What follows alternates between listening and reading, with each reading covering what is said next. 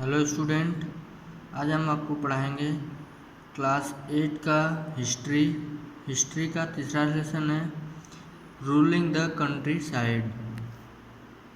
ग्रामीण क्षेत्र पर शासन चलाना। The company became the Diwan.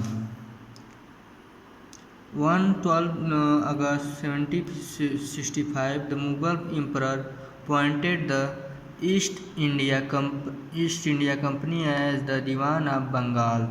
The actual event most probably took place in rebuilt Clive tent with a few Englishmen and Indians as witness. Company दीवान बन गई। 12 अगस्त 1765 को मुगल बादशाह ने ईस्ट इंडिया कंपनी को बंगाल का दीवान तैनात किया। इस बात की पूरी संभावना की है यह घटना मुट्ठी भर अंग्रेजों और हिंदुस्तानियों की मौजूदगी में रॉबर्ट क्लाइव के तंबू में घटी होगी। मतलब लोग संभावना कर रहे हैं, फिगर को देख करके, ऊपर के चित्र को देख करके ऐसी संभावना कर रहे हैं कि इन लोगों के साथ ये मीटिंग की गई होगी। एक भव्य समारोह के रूप में दिखाया गया है, यह चित्र एक भव्य समारोह के रूप में दिखाया गया है। रॉबर्ट क्लाइव ने अपने जीवन की यादगार घटनाओं को चित्रित करने का जिम्मा सौंपा था किसको? बंगाल की दीवानी हाथ आ जाना अंग्रेज के लिए निश्चय की एक बड़ी घटना थी। Revenue for the company. The company had become the Diwan, but it still saw itself primarily as a trader. It wanted a large revenue income but was unwillingly to set up any regular system of assessment and collection. The effort was to increase the revenue as much as it could and buy fine cotton and silk with as cheaply as possible. Company दीवान तो बन गई थी लेकिन अभी भी खुद को एक व्यापारी ही मानती थी। कंपनी क्या मानती थी? अपने आप को एक व्यापारी मानती थी। कंपनी भारी भरकम लगान तो चाहती थी लेकिन उसके आकलन और वसूली को कोई नियमित व्यवस्था करने में हिचकिचा रही थी। उसको हिचकिचाहट हो रही थी कि कैसे इसकी नियमित व्यवस्था की जाए। उसकी कोशिश यही थी कि वह ज़्यादा से ज़्यादा राजस्व हासिल करे और कम से कम कीमत पर बढ़िया सूती और रेशमी कपड़े खरीदे। इसी कारण 5 साल के भीतर बंगाल में कंपनी द्वारा खरीदी जाने वाली चीज़ों का मूल्य दोगुना हो चुका था और 1865 से पहले कंपनी ब्रिटेन से सोने और चांदी का आयात करती थी।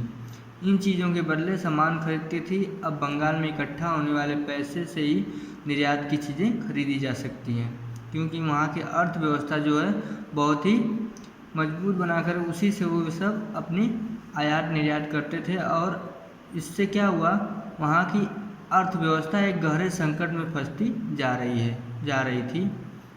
कारीगर गांव छोड़कर भाग रहे थे क्योंकि उन्हें बहुत कम कीमत मिल रही थी। चीज़ें जबरन बेचनी पड़ती थी। कुछ जो अपनी कंपनी जो खुद की थी उन लोगों की चीज़ें जबरन बेचनी पड़ती थी। The need to improve agriculture, खेती में सुधार की ज़रूरत। If the economy was in ruins, could the company be certain of its revenue income? Most company officials began to feel that investments in land had to be encouraged and agriculture had to be improved. अगर अर्थव्यवस्था संकट में थी तो क्या company अपने राजस्व आय के बारे में आश्वस्त रह सकती थी? कंपनी के ज़्यादातर अफसर को यह लगने लगा था कि ज़मीन में निवेश करना और खेती में सुधार करना जरूरी है। इसलिए उन्होंने क्या किया? हाउ वाज द, यह काम किस तरह किया जाए उसके लिए सोचने लगे। इस सवाल पर 2 दशकों तक बहस चली। उन लोगों ने 2 दशकों तक बहस की। उसके बाद आखिरकार कंपनी ने 1793 में अस्थायी बंदोबस्त लागू किया। इस बंदोबस्त की शर्तों के हिसाब से राजाओं और तालुकदारों को जमींदारों के रूप में मान्यता दी गई। उन्हें किसानों से लगान वसूलने और कंपनी को राजस्व चुकाने का जिम्मा सौंपा गया। उनकी ओर से चुकाई जाने वाली राशि अस्थायी रूप से तय कर दी गई थी। इसका मतलब यह था कि भविष्य में कभी भी उसमें इजाफा नहीं किया जाना था। अंग्रेज को लगता था कि इसमें उन्हें नियमित रूप से राजस्व मिलता रहेगा। द प्रॉब्लम समस्याएं क्या थी? The permanent settlement, however, created problems. Company officials soon discovered that the zamindars were in fact not investing in the improvement of land. The revenue that had been fixed was so high that the zamindars found it difficult to pay. मगर अस्थायी बंदोबस्त में भी समस्या पैदा कर दी। समस्या क्या थी? कंपनी के अफसरों ने पाया कि अभी भी जमींदार जमीन में सुधार के लिए खर्चा नहीं कर रहे थे। असल में कंपनी ने जो राजस्व तय किया था वह इतना ज़्यादा था कि उनको चुकाने में जमींदारों को भारी परेशानी होने लगी थी।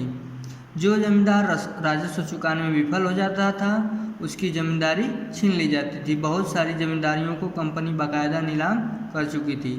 इत्यादि ऐसे ही बहुत सारी समस्याएं उस समय आई थी। A new system is devised. एक नई व्यवस्था।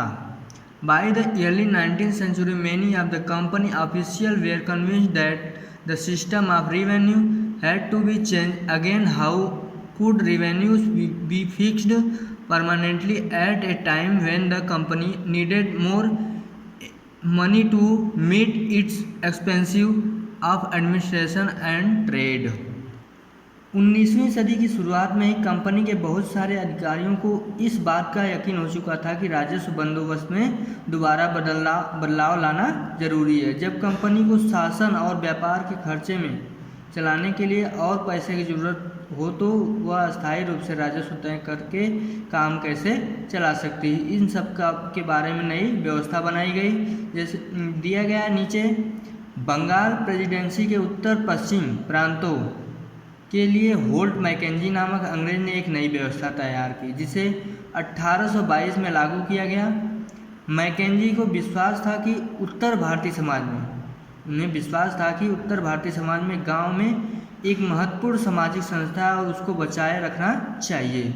उसके आदेश पर कलेक्टरों ने गांव-गांव का दौरा किया, जमीन की जांच की, खेतों को मापा और विभिन्न समूहों के रीति रिवाजों को दर्ज किया। गांव के एक एक खेत के अनुमानित राजस्व को जोड़कर हर गांव या ग्राम समूह में वसूल होने वाले राजस्व का हिसाब लगाया जाता था।